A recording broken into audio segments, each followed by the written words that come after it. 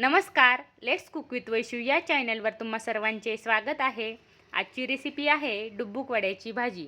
घरामध्ये भाजीला काही नसेल तर तुम्ही ही डुब्बुक वड्याची भाजी करू शकता। तसंच त्याला गोळ्याची आमटी असे पण म्हणतात। चला तर मग रेसिपीला सुरुवात करूया। त्यासाठी इथे मी 3 कांदे भाजत ठेवले आहे। नंतर डिशमध्ये 1 वाटी बेसन पीठ घ्यायचे आहे।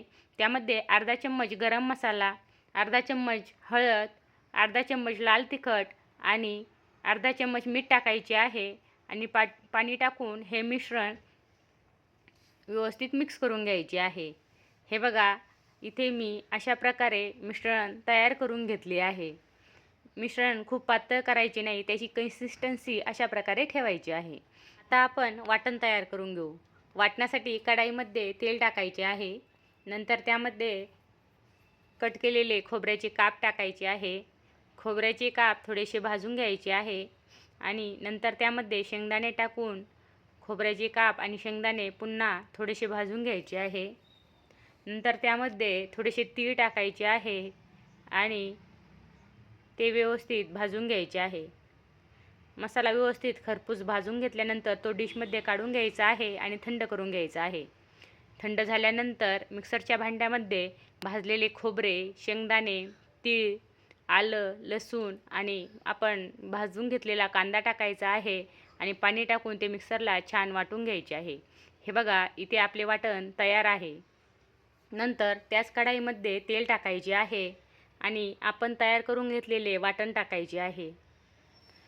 गॅसची फ्लेम मिडियम ठेवायची आहे आणि 3-4 मिनिट मिडियम फ्लेमवरती आपण तयार केलेले वाटण छान परतून घ्यायचे आहे। हे बघा, इथे आपण वाटण छान परतले आहे।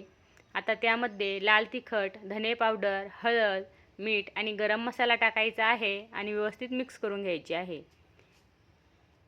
मिक्स केल्यानंतर ते 1 मिनिटभर छान परतून घ्यायचे आहे।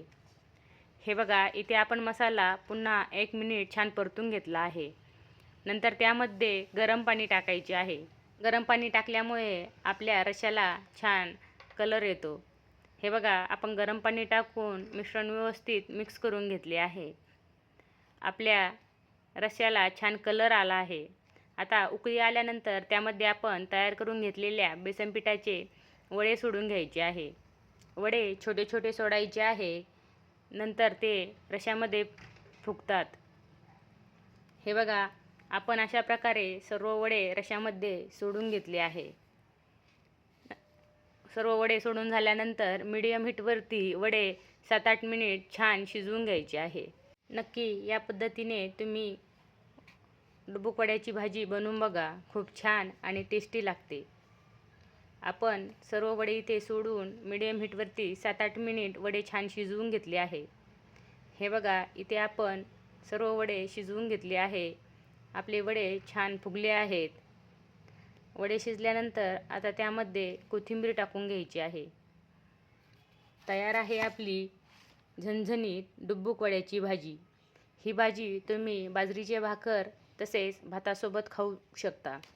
रेसिपी आवडली असेल तर व्हिडिओला लाईक अँड शेअर करा। चॅनल सबस्क्राईब करायला विसरू नका। चला तर मग पुन्हा भेटूया अशाच नवनवीन रेसिपींसोबत। धन्यवाद।